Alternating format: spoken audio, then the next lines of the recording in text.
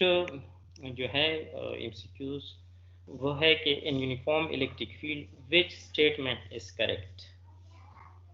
तो इस एमसीक्यूज को सॉल्व करने के लिए आपको पहले पता होना चाहिए यूनिफॉर्म इलेक्ट्रिक फील्ड कौन सा फील्ड होता है, और अगर फील्ड यूनिफॉर्म नहीं है तो फिर क्या होगा, किस तरह फील्ड होगा।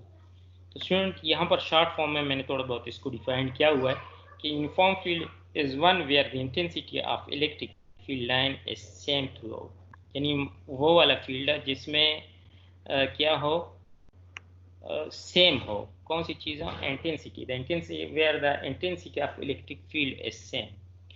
फॉर एग्जांपल अगर मैं कंसीडर कर लूँ ये पॉजिटिव चार्ज है यहाँ पर और यहाँ पर जो है ना नेगेटिव चार्ज है, तो अगर इसकी सेम इंटेंसिटी है मतलब नंबर ऑफ लाइन जो है वो सेम डिस्टेंस पर पड़ी हुई है इलेक्ट्रिक फील्ड है, तो हम कहेंगे कि ये फील्ड जो है ये क्या है, ये यूनिफॉर्म है। इस तरह फील्ड को हम क्या कहेंगे, यूनिफॉर्म फील्ड कहेंगे। अब अगर वो जो फील्ड कुछ इस तरह है कि कहीं पर जो है ना वो नंबर ऑफ लाइन जो है एक दूसरे के करीब करीब है और कहीं पर जो है ना नंबर ऑफ लाइन एक दूसरे से क्या है, डिस्टेंस पर हैं, कहीं पर क्लोजर हैं और कहीं पर जो है ना डिस्टेंस, मतलब ये जो है सेम डिस्टेंस नहीं है इलेक्ट्रिक फील्ड लाइन के दरमियान, जो इंटेंसिटी है उसकी वो सेम नहीं है। क्योंकि आप सबको पता है कि जब जहाँ पर नंबर ऑफ लाइन क्लोजर हो वहाँ पर फील्ड जो होगा, इलेक्ट्रिक फील्ड जो होगा वो मैक्सिमम होगा, और जहाँ पर एक दूसरे से डिस्टेंस पर हो इलेक्ट्रिक फील्ड लाइन वहाँ पर फील्ड क्या होगा, वीक होगा। तो उस तरह फील्ड को हम क्या कहते हैं, हम उस तरह फील्ड को कहते हैं नॉन यूनिफॉर्म इलेक्ट्रिक फील्ड कहते हैं उसको हम। अब इन सब में से जो है ना कौन सा स्टेटमेंट जो है वो करेक्ट है, तो इन सब में जो करेक्ट ऑप्शन है आप सबको रीड कर लिया, all charge particle experience same force. Same force तमाम चार्ज पार्टिकल पे होगा। आप सबको पता है कि मास इलेक्ट्रॉन पे अलग फोर्स लग रहा है, प्रोटॉन पे और फोर्स लग रहा है इलेक्ट्रिक फील्ड की वजह से। किसी में डायरेक्शन आउटवर्ड है, किसी में इनवर्ड है, तो ये नहीं हो सकता। All charge particle move with same velocity, तमाम सेम वेलोसिटी के साथ मूव कर सकते हैं, ये भी नहीं हो सकता। All electric field line are directed toward positive charge, तो ये भी नहीं हो सकता। All electric field line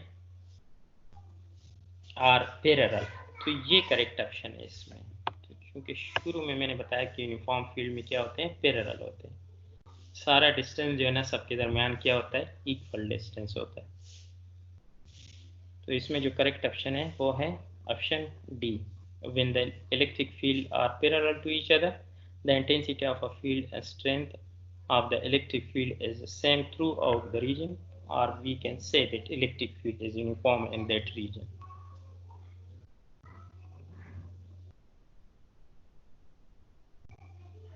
Next MCQs है जो स्टूडेंट ने सेंड किया था, वो है कि two wave sources are oscillating in a phase, each source produce a wave of a wavelength lambda. The two waveformer, the source meet at a point x with a phase difference of 90.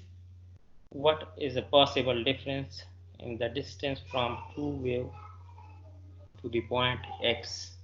तो student इस तरह के MCQ solve करने के लिए मैं आपको थोड़ा बहुत बताऊं, आपको एक कंप्लीट वेव फॉर्म के बारे में कंप्लीट इंफॉर्मेशन होनी चाहिए। फॉर एग्जांपल आपको ये पता होना चाहिए कि नोट किसे कहते हैं और नोट पे एम्पलीट्यूड क्या होता है, एंटी नोट किसे कहते हैं। तो जिस तरह फॉर एग्जांपल ये हमारे पास वेव है एक, उसके बाद दोबारा स्टेटमेंट की तरफ मैं आता हूँ। तो इसमें अगर आप देखें ये एक कंप्लीट यहाँ से लेकर यहाँ तक ये एक कंप्लीट वेव फॉर्म कंप्लीट हो गया 360 डिग्री, और उसके बाद ये दूसरा कंप्लीट हो गया और उसके बाद ये तीसरा कंप्लीट हो गया। तो 1 2 3 इसमें हमारे पास कितने लेमडा है, 3 लेमडा है। उसके बाद ये जो मेन लाइन है, ये लाइन जो है ये क्या है, ये इस लाइन पर जो है ये इसका मीन पोजीशन, इसको हम क्या कहते हैं, इसको हम कहते हैं मीन पोजीशन। ये लाइन जो है मीन पोजीशन। उसके बाद यहाँ से लेकर यहाँ तक जो ये है इसको हम कहते हैं एम्पलीट्यूड कहते हैं, मैक्सिमम एम्पलीट्यूड। और उसके बाद जो ऊपर जितनी भी ये आ रही है कर्व फॉर्म में, इन सब को हम क्या, इनको हम कहते हैं क्रेस्ट कहते हैं। क्या कहते हैं, क्रेस्ट। ये, और ये जो है पीक पॉइंट है, ये भी पीक पॉइंट है। आपने ऑलरेडी पढ़ा था ये सेकेंड ईयर की फिजिक्स की बुक में, peak point, maximum peak point, minimum peak point, leg, leading, ये सारी चीज़ें आपने पढ़ी थी डिटेल के साथ। और ये जो है ये हमारे पास क्या है, ये हमारे पास ट्रॉफ है, और उसके बाद ये कंप्लीट साइकिल है। अब इस एमसीक्यूज में अगर आप देखें, two wave source are oscillating in phase, मतलब आपको पता होना चाहिए कि फेज क्या है, और इन्होंने बताया है कि एक ही फेज में क्या कर रहे हैं, ऑसिलेट कर रहे हैं। तो what is phase? Phase is just angle, जिस तरह पहले मैंने आपको बताया था कि ये यहाँ से लेकर यहाँ तक 360 डिग्री कंप्लीट होता है, ये कंप्लीट है। फिर यहाँ पर क्या है आपके पास, ये है 180, यानी मैं लिख सकता हूँ इसको 180, और यहाँ पर जो है ये है आ जाएगा आपके पास एंगल आ जाएगा 90। उसके बाद ये जो है ये क्या है आपके पास 0, ये 0, 90, 180, और यहाँ पर आ जाएगा 270। ये सारे क्या है, ये फेज है। अब two wave source are oscillating in a phase, एक ही फेज पर दो वेव फॉर्म जो है वो ऑसिलेट कर रहे हैं। Each source produce a wave of wavelength lambda, मतलब एक सोर्स ये है, और दूसरा सोर्स अगर मैं थोड़ा सा यहाँ से कलर चेंज करूँ, दूसरे भी सेम फेज पर ऑसिलेट कर रहा है। मतलब अगर इसका मैक्सिमम पॉइंट आ रहा है तो दूसरे का भी क्या आ रहा है, मैक्सिमम पॉइंट आ रहा है। At point X with the phase difference 90 पर आपने इनको बताना है what is the possible distance from the two source to the point X. यहाँ पर आपने इसकी इंफॉर्मेशन देनी है कि यहाँ पर इसके पास क्या है वेवलेंथ, इसके पास वेवलेंथ लेमडा बाई 8 है, लेमडा बाई 2 है, लेमडा बाई 4 है, लेमडा है, क्या है। तो स्टूडेंट मैं आपको बताता चलूँ कि जब भी इस तरह कंप्लीट वेवलेंथ हो, इस तरह ऐसे, एक मिनट में इसको इधर बनाओ साइड पे, ये रेड कलर चेंज, ये हमारे पास देखिए ये हमारे पास 1 वेवलेंथ है। अब ये टोटल यहाँ से लेकर इस पोजीशन से लेकर इस पोजीशन तक किस चीज़ की इक्वल है, ये लैम्डा की इक्वल है। ठीक हो गया। उसके बाद जो है अगर हम इसको डिवाइड कर ले तो हाफ इस साइड पर ये रह जाएगा आपके पास लैम्डा बाई 2 रह जाएगा, और इस साइड पर भी आपके पास ये रह जाएगा लैम्डा बाई 2। ठीक हो गया। उसके बाद अब ये अगर आप देखिए यहाँ पर 90 एंगल पर भी, मतलब लैम्डा बाई 2 का भी हाफ, तो लैम्डा बाई 2 का हाफ क्या है, ये यहाँ पर एक एंटी नोड बन रहा है। इस एंटी नोड पर जो है हमारे पास ये किस चीज़ की इक्वल होता है, तो एट पॉइंट एक्स ये इक्वल होता है लैम्डा बाई 4 की इक्वल होता है। क्यों? क्योंकि lambda by 4 plus lambda by 4 आपके पास क्या आ जाएगा, ये आ जाएगा लैम्डा बाई 2। अब इस पोजीशन पर क्या बन रहा है, 90 एंगल पर आपके पास वेव फॉर्म बन रहा है लैम्डा बाई 4 बन रहा है आपके पास। तो एग्जैक्ट यही जो है ना, इसमें आंसर कौन सा हो जाएगा, ये वाला हो जाएगा। अब नोड क्या है, नोड वो पॉइंट है जहाँ पर एम्पलीट्यूड क्या हो, मिनिमम हो, मतलब ये पॉइंट क्या है, ये नोड है। एंटी नोड क्या है, जहाँ पर आपके पास एम्पलीट्यूड क्या हो, मैक्सिमम। एंटी नोड और नोड से लेकर एंटी नोड के दरमियान, दो नोड के दरमियान डिस्टेंस लैम्डा बाई 2 के बराबर होता है, और उसके दरमियान में जो डिस्टेंस है ये एक एंटी नोड, नोड से एंटी नोड तक डिस्टेंस जो है ये किस चीज़ की, लैम्डा बाई 4 की इक्वल होता है। तो इसमें जो है ना ये करेक्ट ऑप्शन आपके पास आ जाएगा। तो ये कंप्लीट इन्फॉर्मेशन इस वेव फॉर्म के बारे में इसलिए स्टडी कर ले क्योंकि ये पूरा आपके सेकेंड ईयर का एक चैप्टर है आरएचसी सर्किट वाला। उसमें अगर वेव फॉर्म के बारे में आपके पास इंफॉर्मेशन नहीं है तो उस चैप्टर को आप नहीं कर सकते, आपके लिए मुश्किल होगा। फिर अगर ये इसकी जो है ना आपके पास कंप्लीट इन्फॉर्मेशन है, फेज किसे कहते हैं, वेव किसे कहते हैं, पीक पॉइंट क्या होता है, तो आप इसको जो है ना वो आसानी के साथ सॉल्व कर सकते हैं इस तरह। तब इतना टाइम फिर नहीं लगता एमसीक्यूज में अगर ये क्लियर है आपको। ओके, नेक्स्ट जो एमसीक्यूज है वो है कि the activity of a certain nuclide is governed by the relation del n divided by del t minus lambda n where lambda is equal to 2.4 10 raised to the power minus 8. What is half life of the nucleide? ये आपको given है activity certain nuclide, ये उसकी activity given है और इसको हमने काफ़ी डिटेल के साथ इसका प्रूफ भी किया था, अगर आपको याद हो स्टूडेंट। अब इस एमसीक्यूज को अगर हम सॉल्व करेंगे तो सॉल्व करने के लिए सबसे पहले आपको क्या होना चाहिए, हाफ लाइफ का फार्मूला याद होना चाहिए। हाफ लाइफ के लिए हमने एक फार्मूला डिराइव किया था स्टूडेंट्स, अगर आपको वो याद हो, और वो फार्मूला कुछ इस तरह था कि 1/2 lambda n divide by lambda natural log 2 divide by lambda, और ये हमने इस रिलेशन से फाइंड आउट किया था। और इसमें ये क्या है, रेडियोएक्टिव हाफ लाइफ है, और इसमें lambda क्या है, ये डीके कांस्टेंट है, और ये क्या है, इसमें मीन लाइफ है। ओके, जब हमने इसको डिराइव किया था तो उसके बाद ये जो डीके कांस्टेंट है, कांस्टेंट ऑफ डीके, इसकी वैल्यू जो है ना यहाँ पर गिवन है, देखिए ये बताया गया है उन्होंने कि ये रिलेशन है और उसमें डीके कांस्टेंट की वैल्यू ये है, हाफ लाइफ की वैल्यू आप बताएं। तो सिंपल आपने क्या करना है स्टूडेंट्स, आप हम इस एमसीक्यूज की बात कर रहे थे, तो यहाँ पर देखिए आपके पास लेमडा ये गिवन है, आपने क्या करना है, जस्ट सिंपल इसकी वैल्यू यहाँ पर पुट करनी है। ये वैल्यू जब आप पुट करेंगे, इसकी वैल्यू आपको याद होनी चाहिए, ये रिलेशन आपको जो है ना, ये वाला रिलेशन क्या होना चाहिए, याद होना चाहिए। फिर सिंपल पुट करें और उसको राउंडेड ऑफ कर ले, तो आई थिंक इंशाल्लाह आपके पास ये वाला आंसर आ जाएगा, करेक्ट ऑप्शन जो है ना इसमें ये आ जाएगा। ओके, तो नेक्स्ट एमसीक्यूज है, which of the following lie in a visible range, visible region, इसमें कौन सा सीरीज जो है वो लाई करता है विजिबल रीजन में।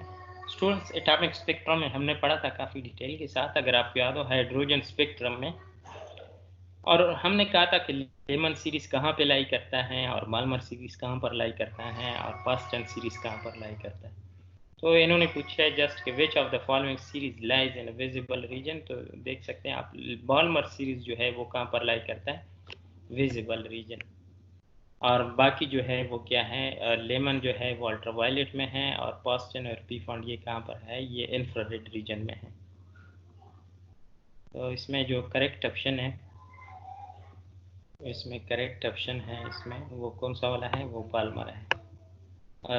इस तरह एग्ज़ाम में ये भी ऑब्जेक्टिव आ सकता है, पहले भी मैंने बताया था, ये भी ऑब्जेक्टिव आ सकता है, ये भी आ सकता है, ज़रूरी नहीं है कि आपको यही देंगे, हो सकता है दोबारा जो है ना आपको चेंज कर लेगी कि ये सीरीज़ कौन से में लाइक करता है। तो आप ज़रा दोबारा जो है ना इसको देखते डिटेल के साथ। नेक्स्ट जो है, 2 स्प्रिंग है, और spring constant K1 and K2 are arrange and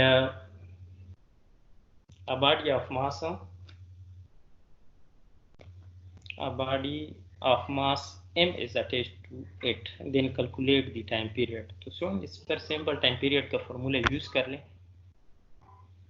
2 pi m divide by k, चूँकि 2 स्प्रिंग हैं, और याद रहें कि जब आपके पास 2 स्प्रिंग सिस्टम हो तो उसके लिए जो है ना आपको टाइम पीरियड ऑफ ऑसिलेशन आपके पास किस चीज़ की इक्वल आ जाएगा, 2 पाई m बटा k, और k इक्वेशन दोनों को ऐड कर ले, spring constant K1 plus K2, तो आपके पास जो करेक्ट ऑप्शन है इसमें से जो है ना वो आ जाएगा, ये आपके पास करेक्ट ऑप्शन आ जाएगा।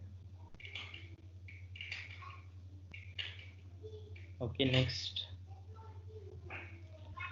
to determine the resistance of a voltmeter by discharging a capacitor to it instantaneous voltage। अब तो ये ऑलरेडी आपने किताब में पढ़ा हुआ है, आपने चार्ज पढ़ा था, यहाँ पर उन्होंने क्या कहा है, ये यहाँ उन्होंने वोल्टेज उन्होंने बताया है वोल्टमीटर बाय डिस्चार्जिंग, तो इसके हवाले से उन्होंने वही फार्मूला है, सिर्फ क्यों की जगह आपने क्या यूज़ करना है, R0 को यूज़ करना है। तो इसमें जो है ना correct option, when we measure the internal resistance of a cell by potentiometer, the EMF of a battery must be। तो स्टूडेंट्स ये भी हमने टॉपिक में पढ़ा था, टॉपिक में थ्योरेटिकल आपके पास किताब में मौजूद है, सेकेंड ईयर की बुक अगर आप खोलें और उसमें देखें उसमें है, हमने काफ़ी डिटेल से इसको डिस्कस किया था कि ईएमएफ जो है वो ग्रेटर होगा किस चीज़ से, of a battery must be greater than EMF of a cell. इससे क्या होगा, सेल से ग्रेटर होगा। और इसके लिए हमने फिर क्या किया था, हमने 2 इक्वेशन भी पढ़े थे। ओके, नेक्स्ट है मास 80 kg है और ट्रूफर के जरिए से आ रहे हैं नीचे की तरफ at constant velocity of 3 meter पर सेकेंड। वेलोसिटी इसकी क्या है, कांस्टेंट है। Acceleration of a free fall 10 meter पर सेकेंड स्क्वायर, ये एक्सीलरेशन उसकी ये है। Find out the net force acting on it. तो स्टूडेंट, फोर्स किस चीज़ की इक्वल होता है आपको पता होगा, F is equal to ma। इस एमसीक्यूज में अगर आप देखें, इन्होंने जिक्र किया हुआ है कि कांस्टेंट वेलोसिटी के साथ आपके नीचे की तरफ आ रहा है। याद रहे कि जब वेलोसिटी कांस्टेंट हो जाए तो एक्सीलरेशन क्या हो जाएगी, 0 हो जाएगी। अब अगर यहाँ पर अगर आप देखें, इसकी इन्होंने बताया है कि वेलोसिटी इसकी क्या है, इसकी वेलोसिटी कांस्टेंट है, कांस्टेंट वेलोसिटी के साथ आ रहा है। तो जो अगर वेलोसिटी कांस्टेंट है तो एक्सीलरेशन 0 हो जाएगा, और जब एक्सीलरेशन 0 हो जाएगा तो नेट फोर्स क्या हो जाएगा, 0 हो जाएगा। उसके बाद है the dimensional formula for change in momentum is same as that of change in momentum का फार्मूला जो है वो इक्वल है किस चीज़ के। तो स्टूडेंट, आपने एक इक्वेशन पढ़ा होगा, F is equal to del P divide by del T। मतलब इक्वेशन है कि Newton second law in term of momentum, इस तरह एक प्रूफ आपने किया होगा। अब इन्होंने क्या मांगा है हमसे, फॉर चेंज इन मोमेंटम। ये इसमें क्या है, चेंज इन मोमेंटम। तो चेंज इन मोमेंटम को अपनी जगह पर छोड़ दें, आपके पास आ जाएगा डेल P, और ये आपके पास आ जाएगा फोर्स, और ये आ जाएगा मल्टीप्लाई बाय, ये आ जाएगा डेल T। तो ये देखिए, ये आपने पढ़ा था, force acting on a body for very short time is known as impulse. इसको क्या कहते हैं हम, इम्पल्स कहते हैं। तो dimensional formula of change in momentum, change in momentum का बोला है, रेट ऑफ चेंज नहीं, change in momentum is same as. तो चेंज इन मोमेंटम किस चीज़ की इक्वल आ गया, चेंज इन मोमेंटम इज, ये हो गया आपके पास चेंज इन मोमेंटम, और इसके इस साइड पर ये क्या आ रहा है, ये आ रहा है आपके पास इम्पल्स आ रहा है। ओके, उसके बाद इसमें ऑप्शन ये वाला हो जाएगा करेक्ट।